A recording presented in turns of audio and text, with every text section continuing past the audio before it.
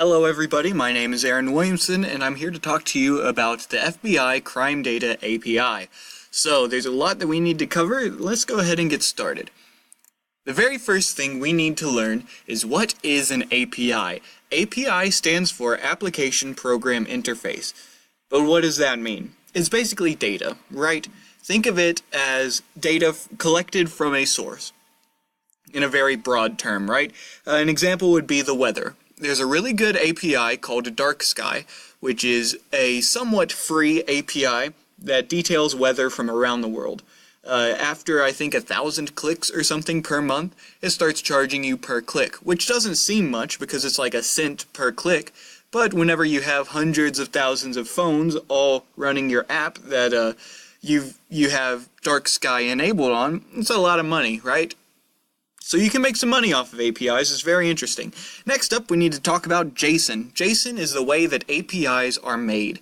It's technically a programming language. Really, it's more of just formatting. An example of that would be the colors. As you can see right there, we have the word colors, plural. To the right of that is a square bracket. That means that it's an array. And inside of the array is an object. The object is the color. The color's name is black. The category, hue, type, primary, blah, blah, blah, right? You get it that inside of an object, there are descriptors of it. It's very simple stuff whenever you start getting used to the syntax and all that. But we're here to talk about the FBI Crime Data API. Well, what makes it so cool? There are a couple things that we need to learn about, and that is we have data since 1960 is the earliest that we have, and that the data is published to the API 18 months after the FBI has already cataloged it inside of its own personal servers and all that good stuff. So the latest that we have as of the update of the website is 2015. I don't know if the API has been updated to 2016, or if the website hasn't, or if it's a mixture of both. But regardless, we have up to relatively current. And I'm just going to tab over here to Google Chrome. I have it pulled up already right here. This is the Federal Bureau of Investigation Crime Data Explorer, right? As you can see, it has a .gov URL, so it's pretty legit.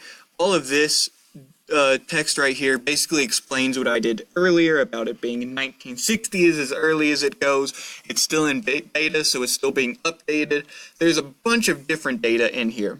So we have supplemental homicide reports, cargo theft, hate crimes, human trafficking, assaults on law enforcement officers, and then this paragraph basically says that there's also a lot of demographic data as well. This is an API key.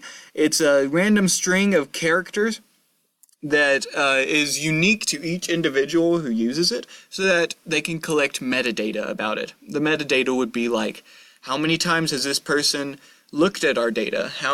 What data are they looking at in particular? Stuff like that. So as you can see, there are a bunch of different parts of it. But let's go ahead and go down here to hate crime, and we'll look at this one because it has a state abbreviation.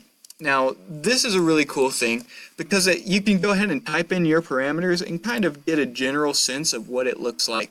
You can copy and paste this URL directly into your search bar, and it'll take you to the raw data. But they formatted it for us right here inside of the body. So an example is with one count in 1991, there was an anti-Arab hate crime in Texas.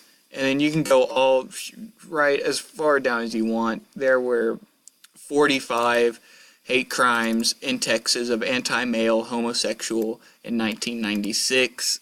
And you can just keep on. Let's see if we can find something. Yeah, see, look at all this, the count is null because they don't know how many it was. It's some really interesting stuff here.